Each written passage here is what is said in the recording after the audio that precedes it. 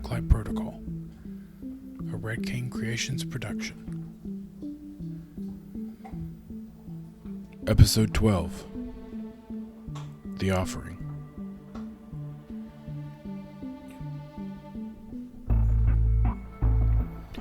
Hey Reed, my name is James, and I'm hoping this is the right email to send this to, but I have a story, one that I thought you might like to read. My wife and I own a little house in the county in Alabama. We have 2 kids, 1 girl and 1 boy. My little girl is the older one. Her name's Alice, and she's 7. My little boy is 4 years old, and his name's Adam. Now, like I said, our house is in the county, and we ourselves don't own a lot of land, but there's a lot of land around us. Big open pastures, rolling hills. It's very pretty. Cows everywhere, roosters crowing in the morning. It's great, and the kids love it. One thing we are pretty proud of with the house is our back porch. And while we don't have a big house, we did put together a nice back porch, big enough for grilling. That's one of my hobbies. Got a Traeger, love it. Anyway, because I like grilling, the kids spend a lot of time outside playing in the yard while I get stuff ready. Of course, they like to cook with me. They have their own little cooking play set. You better believe if I'm cooking some burgers, the kids have cooked a dozen mud pies to go with them. It's pretty cute how inventive they can be, digging up wild onions and breaking twigs into fries or whatever. That's really nice about being in the county. Kind of by yourself, you don't have to worry about anything being outside at night. I've never worried about my kids going outside after dark or anything like that because there aren't other people around. I myself, as long as we've been at this house, have never minded being outside at night. Sometimes, if I need a minute, I enjoy the peace and tranquility of the night world. I say all this to say that everything had been fine up until, well, recently. One of our favorite things to do in the summer is stay up past dark, cooking and letting the kids play on the deck. The first time something weird happened, I was cleaning up the grill, and I told the kids to clean up, which feels a little redundant because their corner of the deck is already coated in dried mud and stashed full of toys. I got their trademark whining and chid them a little to convince them to clean. So Alice comes over to me, and she's got a rusted metal pan, and it's got some mud and rock cookies. "These just came out of the oven," she says, holding them out. "Can we let them cool?" I say sure, because why not? And so Alice goes and sets the pan on the deck stairs that lead out into the yard. It's kid logic. You gotta let your mud and rocks cool all night so they'll be good to eat. Now, in case you're wondering, that wasn't the weird part. This was a regular afternoon. What was weird was when I came out on the deck the next morning, mug of coffee in hand, I just happened to notice that the tray of cookies was gone. It was early in the morning, and I didn't think much of it. Maybe there'd been winds or something and knocked it off. But when the kids came out, I, of course, got an earful from Alice. She was upset that her tray of cookies were gone, and she was gonna have to make them all over again. She and Adam grumbled about it for a while, but half an hour later they were digging up dirt and using a garden hose to make more mud, and they were back at it. This time, instead of making cookies, they had deemed it necessary to make a chocolate cake. And just like the night before, they wanted to leave it out and let it cool because it was still a little wet and slimy. We got them cleaned up and sent them inside a little bit earlier than the night before. I remember very clearly that they put their little cake on the stairs, and I remember very clearly coming out the next morning and it was gone. That's when I took notice. As a dad, I guess there's a lot of things you just forget about. But sometimes there's just the smallest thing that pricks your attention. I start to think about it because I know we live out in the county. There are owls, coyotes, all sorts of animals out there. But I can't imagine any of them wanting a metal pan full of mud. Right, like it It just still doesn't make any sense why an animal would just take mud pies. Okay, sure, we have raccoons get in the trash, but they've never bothered my kids' stuff before. I'm not going to say that I felt freaked out, because at the time I wasn't.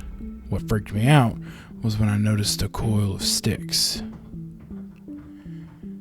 It was like a bunch of small twigs that had been bent into a spherical shape. They had been bent and twisted in such a way that there's no way it was natural. It was a ball of twigs and leaves and vines replacing the mud cake my kids had made on the stairs. I thought for a second that maybe Adam or Alice had done it, even though I've never seen them work on something that complicated, even though last night it wasn't there and I put them to bed myself. Later that afternoon, I'm sitting on the back porch looking out at the woods. Adam is with my wife Stephanie in the house, and I'm keeping an eye on Alice, who's doing her thing. She's playing with her baby doll and baking who knows what kind of a horrible concoction in her plastic oven. She takes her baby doll and goes from feeding her a plastic bottle to dropping her on the deck and then opening the toy oven to pull out a mess of grass and mud. "Are you gonna let that cool?" I ask her. It's clear in her face that she wasn't going to, but since Daddy suggested it, she thought it was the best idea in the world. "But what if it goes away?" she asked me. "That's what I want to see," I muttered to myself. I tell her it's time for bed, and Alice begrudgingly starts to clean up. It's a little bit earlier than usual, but I'm a little nervous. I don't want to be out in dark. Alice doesn't put her mud pie on the stairs. It's sitting on a plastic plate in her oven, so once she's inside, I take it and I put it on the deck stairs, just to see, for science. I'm not sure why I was so interested, and maybe interested isn't the right word. I'm not sure why I was so concerned, nervous, anxious. My wife noticed I was spacing out. Noticed that every time I passed by the back door, I was peeking out of the window to see if the mud pie was still there. When I woke up the next morning, I immediately threw on my slippers and went to the deck. The air was chilled, and there was still a mist hanging over the grass, a layer of dew dampening the wood. I sucked in a breath because the mud pie was gone, and in its place was a dusty, broken piece of obsidian sitting in its place. The obsidian was black and glassy and embedded in another type of gray rock that still had dirt on it like it had been dug up. I looked out at the fields behind the house.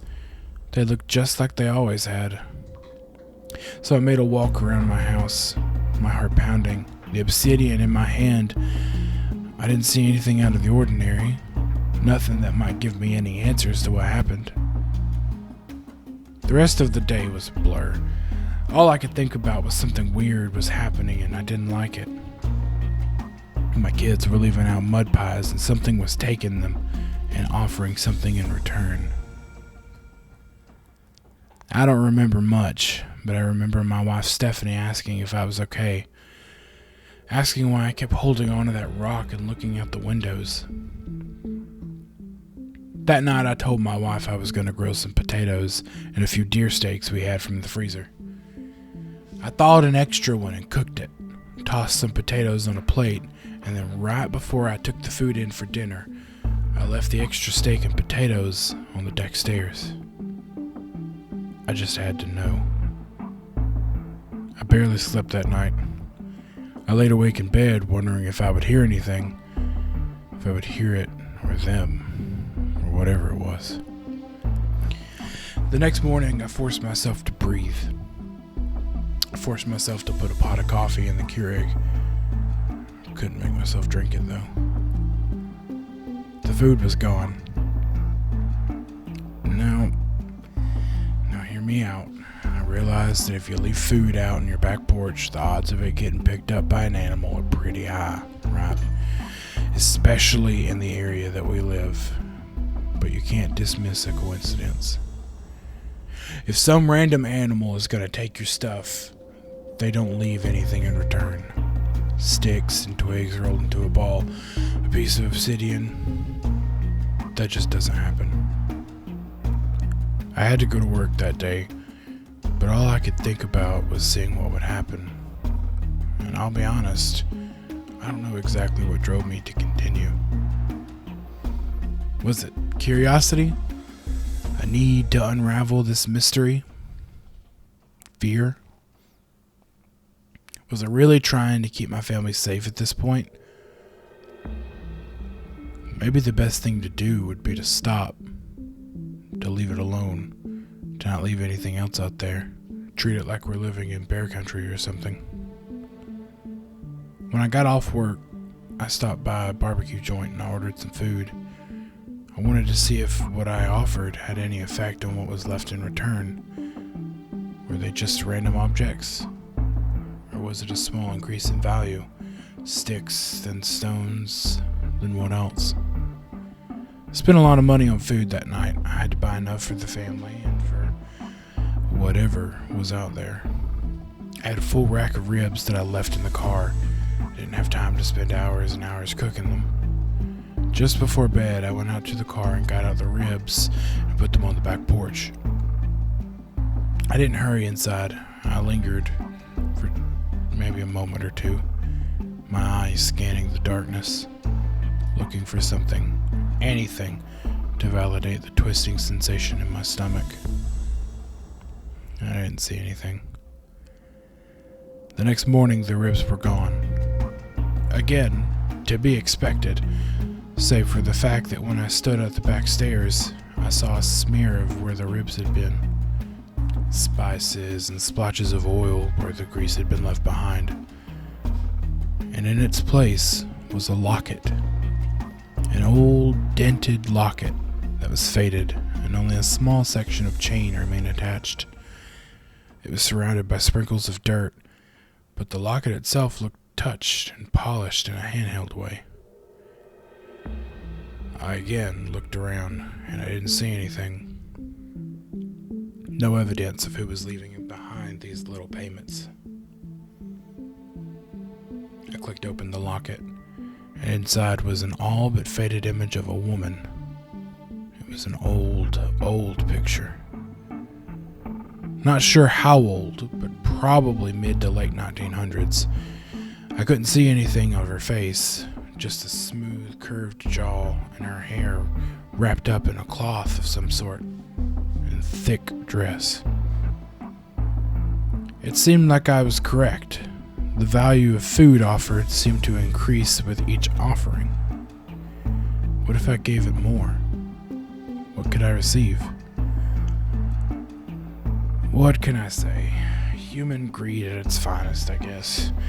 I'm interacting with something that I don't know or understand, and I'm wondering what I can gain from it. My mind is reeling, and I'm wondering if it will just take food. Will it take more? Will it take old jewelry and offer food or more jewels? Before I know it, it's evening again. The sun is setting, and orange rays are beaming through the trees. I looked at them again, at the edges of my land, hoping, almost praying that I'll see something to validate my experiences. I see nothing. That night, despite all of my thoughts, all of my wonderings, I decided not to leave something. It almost killed me, you know? I don't think I slept that night. I just laid awake, imagining some creature, something from over the far hills, sitting at my back porch looking up at the empty stairs, like a sad puppy. I went out the next morning and dropped my coffee mug. It shattered on the tile floor, hot coffee soaking my slippers, glass shattering. "Daddy, what's wrong?" Adam asked, hobbling around the corner. I spun around so fast, scooping him up and putting him in Alice's room. "Alice, watch your brother." I snapped and shut their door. Stephanie screamed when she saw it. She didn't follow me outside. She ran to occupy the kids so they wouldn't see. It was most of a cow. It was torn in half, the entrails spilling out in a fan-like pattern. The smell was overwhelming. You could feel it. The meat and the blood was still hot. In the cool of the morning, you could see the mist coming off the puddled blood and the intestines. The ribs of the cow had been cracked and opened up. It was just one big, empty meat cavity. In the midst of it all, I saw deep grooves carved into the deck. It simply said, "Give."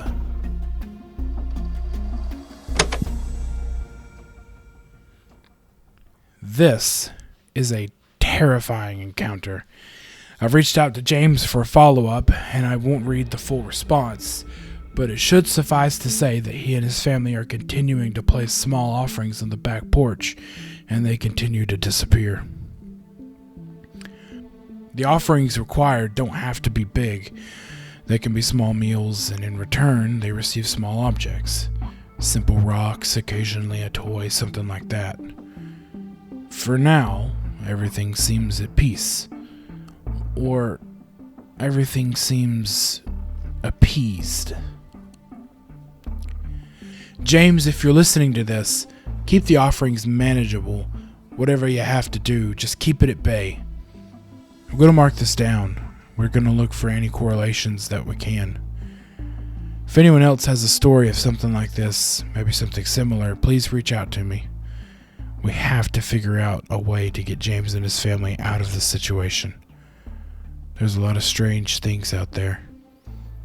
Do your best to stay safe.